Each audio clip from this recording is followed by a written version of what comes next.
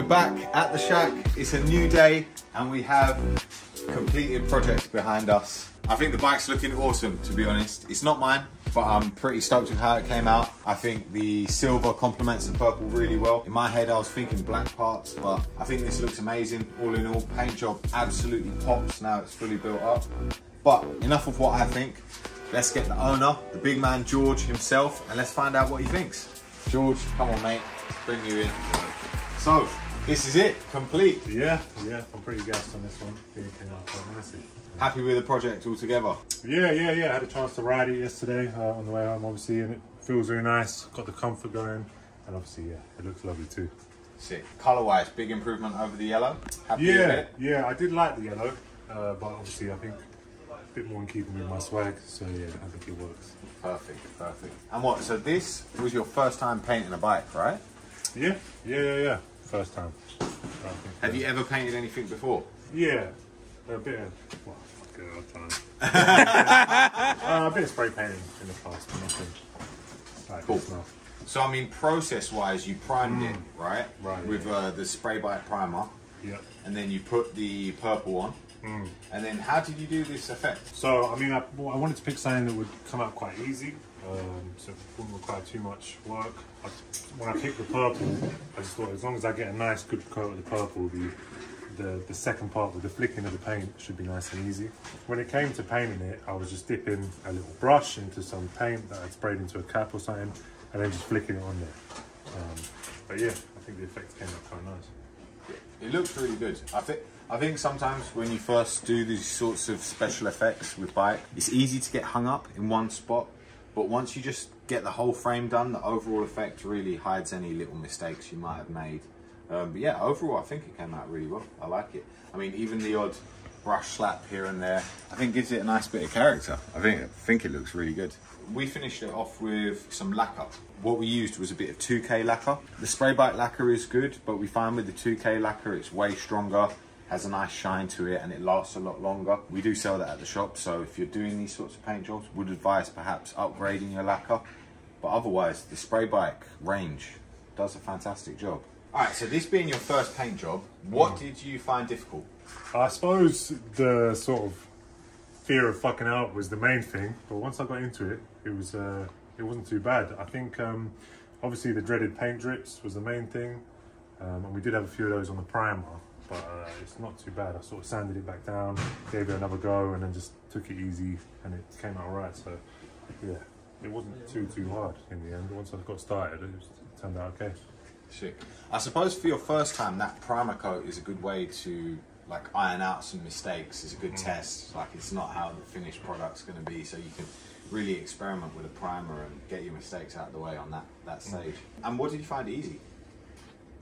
I mean, choosing that sort of paint splatter was, I think that was a good choice, because yeah, I think there's a lot of different ways you could have done it and made it a lot more tricky for yourself. I've seen some techniques, maybe even some of the ones that you've done, Joe, require a bit more finesse, and just dashing the paint on there kind of works for the first time. Yeah. Perfect. All right, nice. So now you've done this, I imagine things probably go smoother the second time around if you were to do it again. So what tips would you give to anyone who wanted to do something like this at home? It's all right, take your time. I would say, yeah, just take your time with it. When you are spraying it, you can always sort of come back to certain parts. Like, don't feel like you've got to work too hard on one bit and overdo it. You can sort of spray, move on to another area, move around the bike, come back again, redo it. So you're doing multiple coats on this, right, of your base colour. So you probably don't have to get it perfect first time. Like, you can get a coat on, let it dry, and then move on, right? Yeah, I found that. I thought when I was first doing that primer bit, and I did one spot and it didn't look quite how I wanted it, I was sort of going back over it, and that's where I was messing up, because then I was getting the drips and there was just too much there, and that's where I was having the issues. But when I sort of, on the next layer, when I was spraying it, I sort of saw it didn't look quite right, moved on, went somewhere else, came back, but yeah, it went a bit smoother the second time out. Sick. Nice. And what would you advise with the sort of special effects? Any pointers on that? So when you are flicking that paint onto it, you've got to sort of give it a few, make sure you haven't got too much paint on the brush. So give it a few sort of flicks on somewhere else, onto a bit of newspaper or something, and then flick it on there. Because if you put too much on there, you're going to have spots like this. So this is where I messed up a little bit. Put a bit too much paint on there. So yeah, just to get that nice sort of sparse look that you have here, just get some of the paint off there first and then chuck it. All right, no, that's good advice, really. Because I think when you see something like this, I guess there's two mindsets, really. You could look at it and think, oh, it looks pretty tricky. How are we going to do that? What are the steps start to finish? Some people might also think, oh, that's super easy. I can do it at home. And maybe find that they run into a few unforeseen problems. So one other thing that's worth mentioning as well is when I was painting it, I missed a few spots where you can see, I don't know if you can see that, but it's a little bit sparse there. So it's always good to just sort of really give a double check and make sure you've got everything properly. And perhaps have the bike set up in a way that you can easily sort of rotate it, because part of the problem I had was that the bike was hanging from the top down. So you can see down here I've missed, and all the way down here there's little patches on here. Where the bike was set up, obviously looking from the bottom, it was difficult to spot those parts. But if you've got it set up in a way that you can rotate it and sort of inspect it before you move on, you can probably avoid that. Yeah, I guess if you guys don't necessarily have a bike stand at home, it could potentially be a bit tricky. Because a lot of people, I suppose, will hang it just from the head tube. Yeah. But yeah, maybe if you knew in advance, you could have put another bit of cable through the back, and then you could have flipped it and done it that way to make sure you get the top and bottom nice and even. All right, well, George, they were some actually really helpful tips. Hopefully people have gained a fair bit of insight from that. If you have any more questions, you can always drop us a DM or hit us in the comments. We'll help you out with some of your home paint jobs. And for now, we'll say goodbye. Thank you for helping us out with this one. And yeah, I'll wrap things up from here. Cheers, mate. Sweet. Right, so last thing we almost forgot to mention was the jack rack. This has been custom painted now.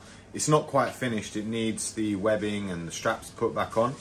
But we're going to do that off camera, and we'll fit it all to the bike so you can see how it looks in some lovely cinematics following this. Oh, and another thing, we have a custom made bike bag going on here as well, in a really cool like sky blue, imagine like a Miami Vice pink and blue type setup. So that is going to live on here, and it should make for a really cool setup. So catch that in the next scene. Microphone, let's go.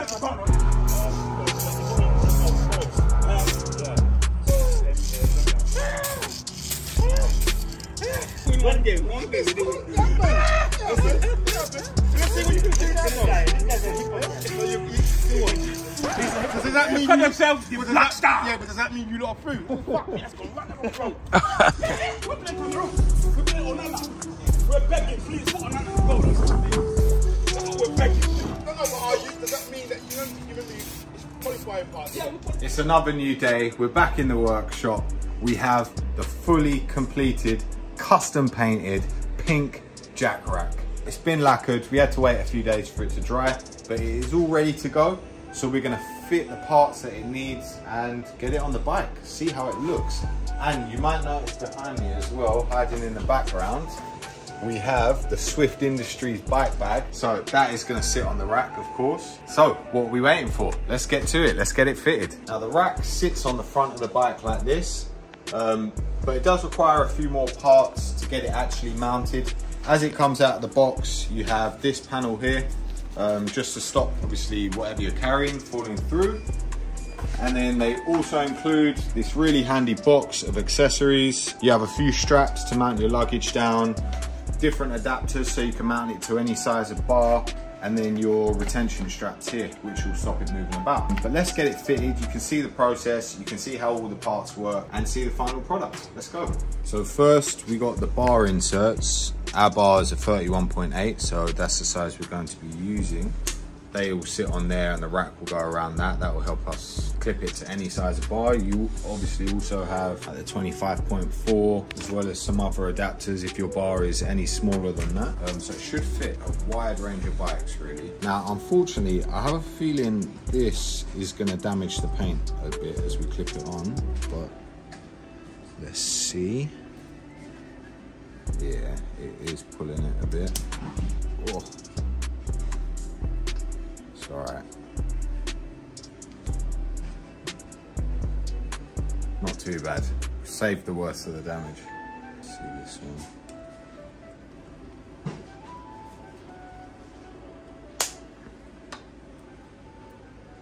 A little flake there. But that's alright. Could be worse, to be honest. Didn't take too much paint off, so that's success. And that should just clip down to the bars like that. And then the next stage, obviously, because at this point the rack can just move, there's no support to it. So now is where their clever strap system comes into place, and that is going to stop the rack from moving and keep it really sturdy for whatever you want to carry.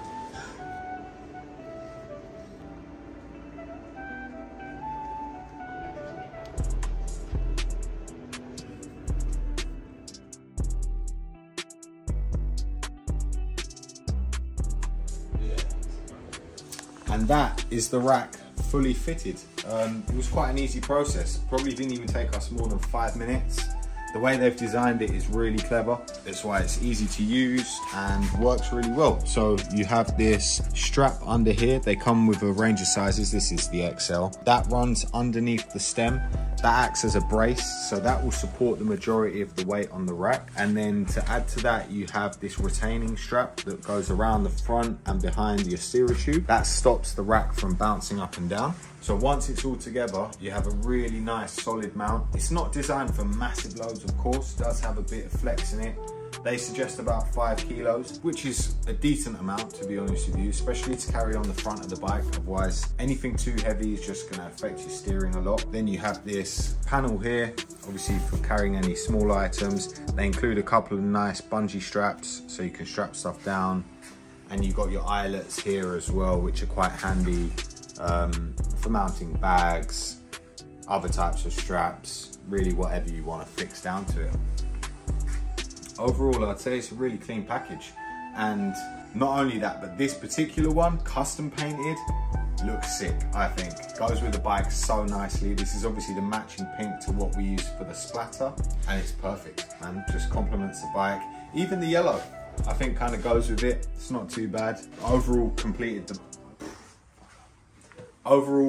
the look of the bike really nicely. So what we're going to do now is we're going to take it outside, go get some riding done, and finish off with some nice cinematic shots of the bike so you can see it in all its glory. So let's go.